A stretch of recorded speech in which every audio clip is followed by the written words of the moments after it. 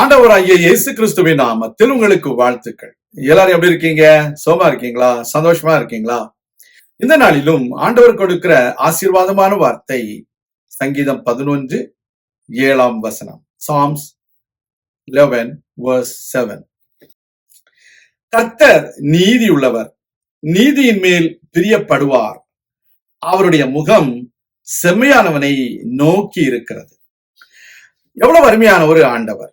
நம்முடைய ஆண்டவர் நீதி உள்ளவர், அவர் நீதியில் பிரியப்படுகிறவர். அப்படிப்பட்ட ஆண்டவர் தான் நமக்கு வேணும்.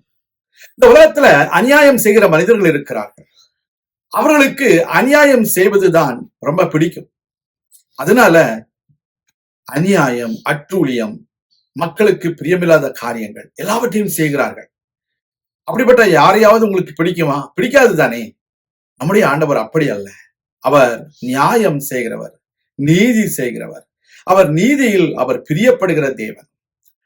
Dear children of God, our Lord God is the God of righteousness.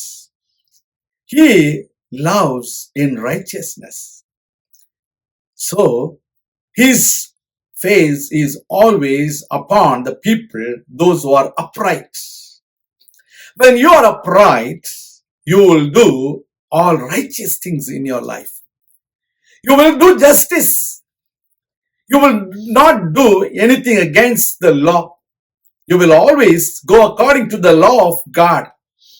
You will always go according to the word of God. That is the way you and me can do righteous things upon the earth. That is what the expectation of God in our life. Many times people are doing all sorts of wrong things so that they can attain some positions, some benefits in a shorter way. God doesn't like it.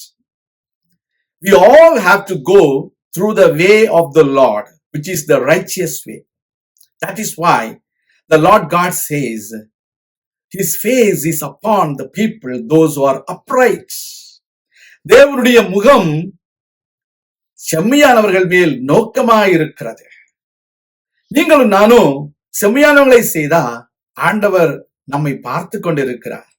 நமக்கு என்ன நடந்தாலும் அவர் சும்மா இருக்க மாட்டார். God will not be silent when something goes wrong in the life of the upright people.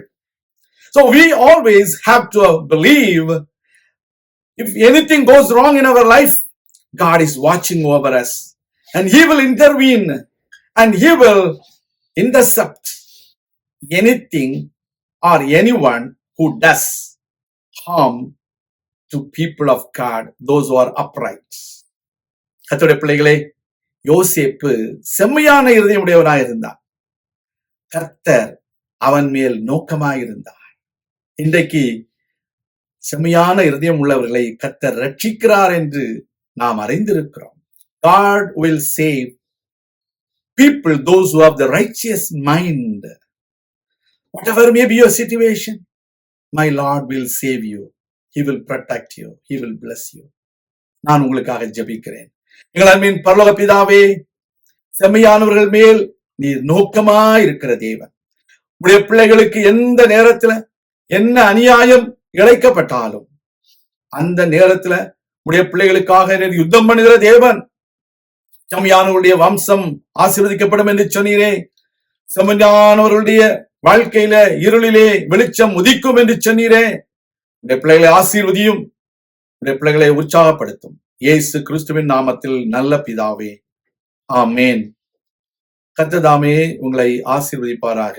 Amen.